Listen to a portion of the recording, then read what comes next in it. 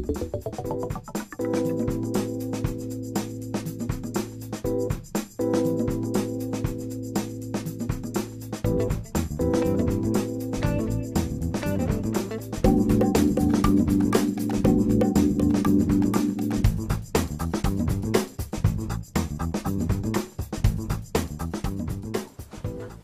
be captured by a painting is something like being lost in a book, and Bill Harris's paintings definitely capture you. We're really pleased today to have an opportunity to talk with him in his studio at Liberty Town and find out more about the artist and his work.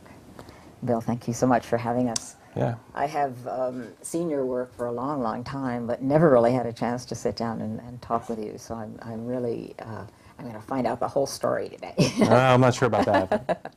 But mentioning the idea of being captured by a painting, there's something about looking at your work that says, okay, this is a moment in time, but there's something going on there. There is really something going on there. And not only is there something going on at this moment, but something went before and something's going to happen afterward, which I think is an amazing experience for a viewer. You just sort of really get involved. And that is an incredible ability, I think, on your part to capture us and say, look at this, it's important. Yeah, it's what's kind of funny is that how the people react differently to a painting. Like the idea that I originally had and painted ends up not being what people interpret it as. So it's sort of interesting to hear all the different things that people see in the paintings that I didn't see or didn't even think of. So that's pretty neat. But the way in which you see them is also giving us a chance to see things that we might not ordinarily have seen. We see somebody sitting on a bed or lying on a bed or whatever. Okay, there's a person, there's a bed, they're in a room. But as you allow us to see it, we see it very differently than, it's not the obvious at all. There's something. Well, right. Well, we try to, I sort of go by the premise that you're only really yourself when you're alone. You know, you're not pretending to be a certain way, you're just really yourself. And, you know, without making it feel like you're a peeping Tom, I wanted to sort of, you know, feel like you're really looking in on somebody, almost looking in somebody's medicine cabinet. And, but not in a creepy way, but in an everyday way, because I sort of think that, you know, all day long there's those really interesting, beautiful moments that just aren't captured, that they're not captured, so they're just forgotten. So that's sort of the premise of sort of all of them. Exactly. Have you always been a painter? Have you always wanted to draw and paint? Well, I've always been a drawer. I've always, ever since I was a little kid, you know, drew, doodled, and cartooned, did a lot of cartooning. And then it wasn't until after high school that I actually picked up painting. And I picked it up on my own. I taught myself the painting end of it, which basically is really just coloring in. I could draw pretty well, but it, you know, the painting was just coloring in. That's simplifying it, really simplifying it. Right. Well, you didn't see my early paintings. But so was there a time when you remember saying, okay, this is what I want to do for the rest of my life, as opposed to some other field of interest? Or No. I mean, it was something... I actually thought I was going to be a cartoonist when I got out of high school. I tried to do that, and I tried it for years, and obviously wasn't successful at it. And then I picked up the oil paints, and I thought it was something that I would always do, but it never occurred to me that you could make a living at it. It wasn't something I planned on making a living at. It was just something I enjoyed doing. And your home originally was Pennsylvania? Philadelphia, yeah. Philadelphia. Yeah. Was there an influence in your family or in your experiences as a youngster? Well, my grandmother was an artist, and she was a watercolorist, and she painted. It was more of a hobby for her, but she did sell later in life. And but I mean, I didn't, you know, she certainly didn't make a living at it or try to, and so I didn't know an artist that would, you know, it didn't occur to me that you could make a living at it or strive to do that. And I never did that. That was never the plan. Well, when you created your paintings, was there a desire, or did somebody say, let's show them, or you know, how do you get beyond the point where you know you can draw and paint well, but this is going to be what will be important to me for the rest of my life?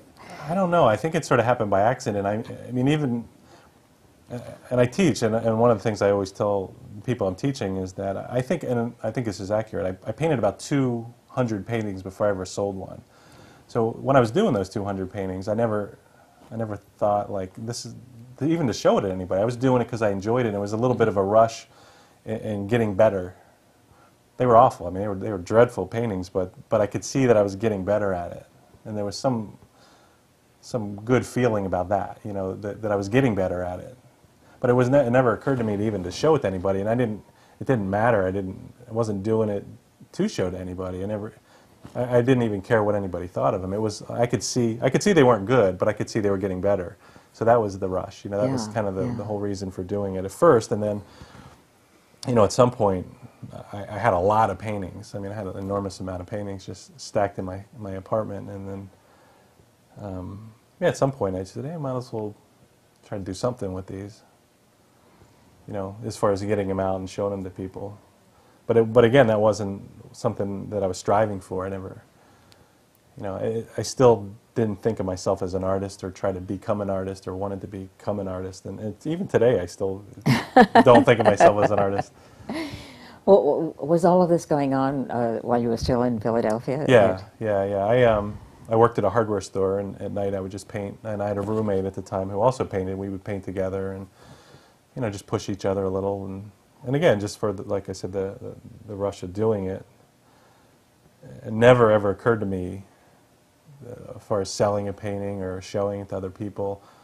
I mean, I wasn't opposed to that. I mean, people would come into the apartment and see them. It didn't bother me to, you know, I wasn't hiding them from anybody. But I don't know. I just thought of it as just kind of a neat little hobby. Neat little thing to do. Yeah. That was it. That really was it. I never.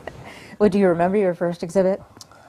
Actually, I was living in Philadelphia at the time, and how I got to Fredericksburg is my wife is originally from the area. And when we had first become married, she, I think, had heard of doing you know, they do the art exhibit at the Hurtcamp Park. And actually at Hurtcamp Park was my first exhibit. I think that was 1996.